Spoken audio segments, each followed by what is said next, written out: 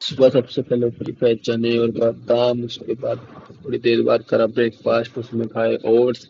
फिर तुम्हारा भाई निकल गया कॉलेज। कॉलेज के लेक्चर वगैरह खत्म होने के बाद खाए एग्स। फिर मैं थोड़ी देर सोया था। उसके बाद उठने के बाद मैंने आलू वगैरह बॉइल करे। फिर खाए आलू। फिर खाए एक सेब।